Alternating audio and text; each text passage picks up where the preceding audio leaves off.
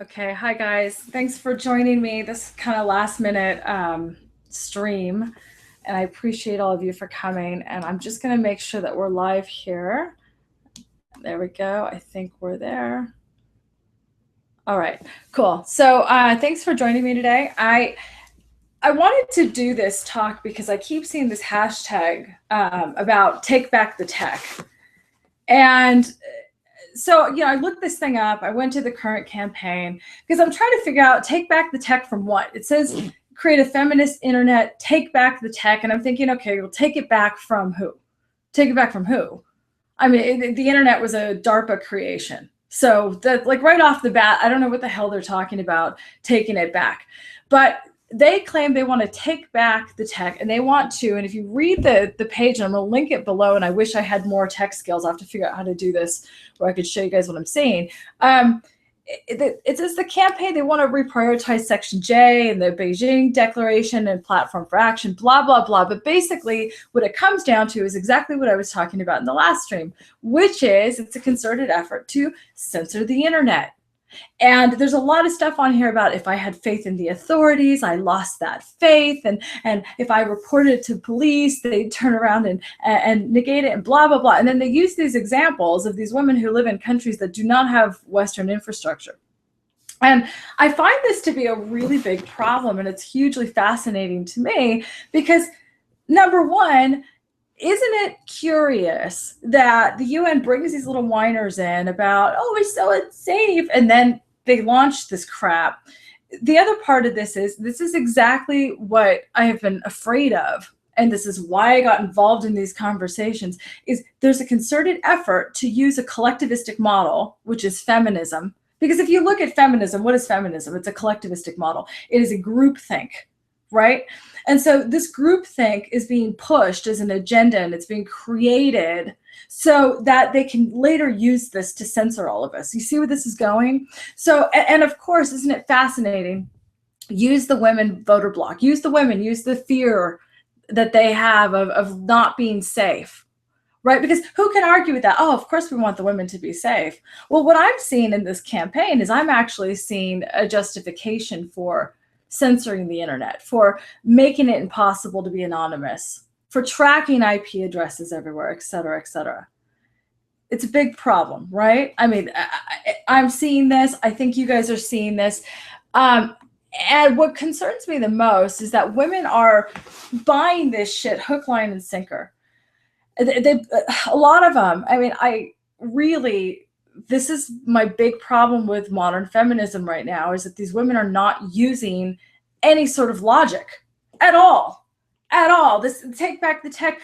They did the numbers on this. I'll link it below. They did the numbers. They found that men are more likely to receive harassment and threats and abuse online than women. So let's sit with that. Men are more likely to get harassment and abuse online than women are. Yet, I don't see a take back the tech campaign for male survivors of abuse, harassment, threats, et cetera, et cetera. If you look at the stats, especially in the Western world, women are far safer than men. If you look at the jobs women take versus men, women are far safer than men, especially at work. Let's talk about tech. I worked in tech. And by the way, this story that there are not women in technology and women are being pushed out of tech fields, it's not true. I knew tons of women who went into science. Most of them went into biology, chemistry, those types of pure sciences. A lot of them went into veterinary school or to become doctors or what have you. Engineering, when people think tech, they tend to think engineering. The kind of women who go into engineering are usually a little bit more masculine in their affect. And you say that and they go, oh, that's sexism. But it's the truth. Like, I worked with nothing but men. I loved working with men because there was none of this emotional bullshit ever. Well, that's not true. Some of the guys could be bitchy, but overall, it was a much easier field for someone like me to navigate. But the thing that nobody's talking about, and people say, why'd you leave tech? Well, people talk about these good old boy networks in technology, like this is really like an overarching thing. There's a patriarchy keeping the women down. And it's not true. It's simply not true. Half of the VPs when I worked in aerospace were women. A lot of the female engineers, because they were really good at giving presentations and they were actually good at the politicking, advanced far more quickly than my male colleagues did. That's the truth. And so this fear campaign that they're telling these young girls that tech is an unsuitable environment and the men are going to keep them down. I never experienced that. I came in, my first internship job was in the precision mechanics laboratory in an aerospace company, precision mechanisms. And I worked in the tribology section, which means ball bearings. I worked on ball bearings. I still work with balls. And, guess how many women were in that lab? One. It was me. Why? Because most of the women got bored in there.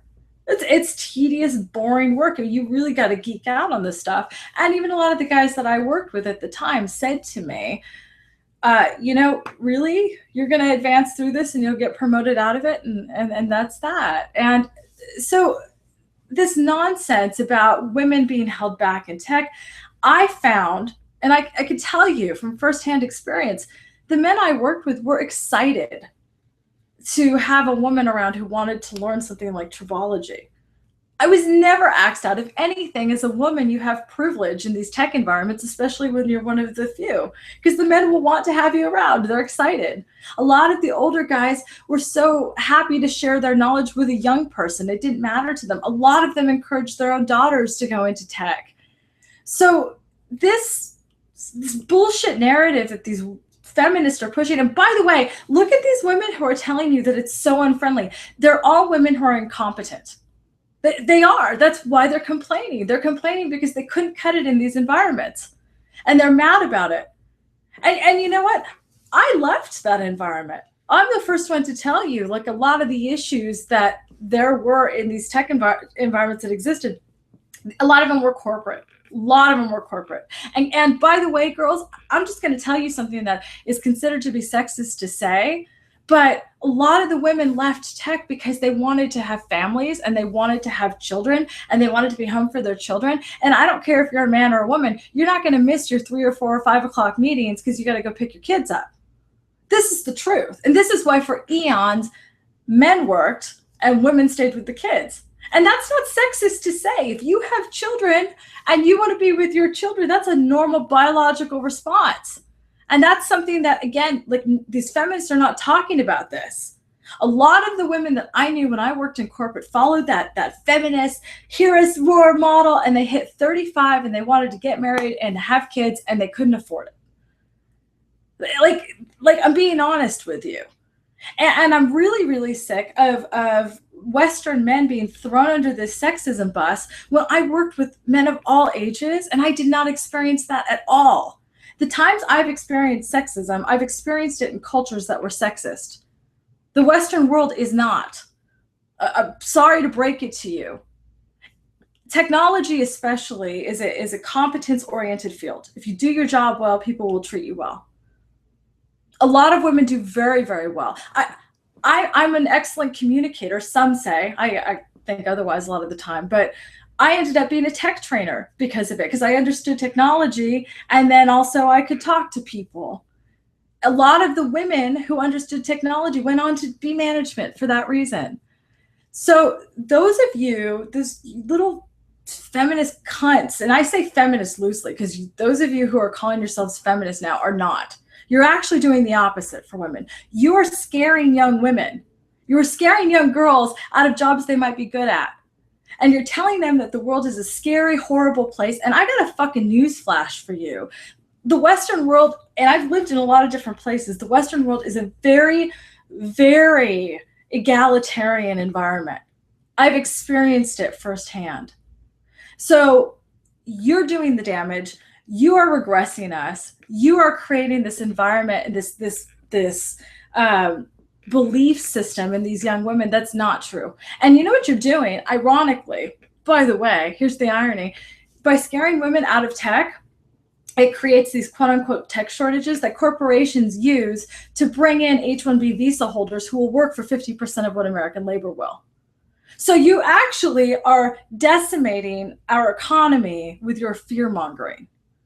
You're putting all of us out of work. So why don't you chew on that? So anyway, guys, that's just my thoughts on Take Back the Tech. I would love to hear your thoughts. I am really, really, really concerned about this trend towards censorship. And this is why there are people out there who are anti-feminist. I'm hoping that the liberty-oriented people will start to see this, and they've been warning about this for a while.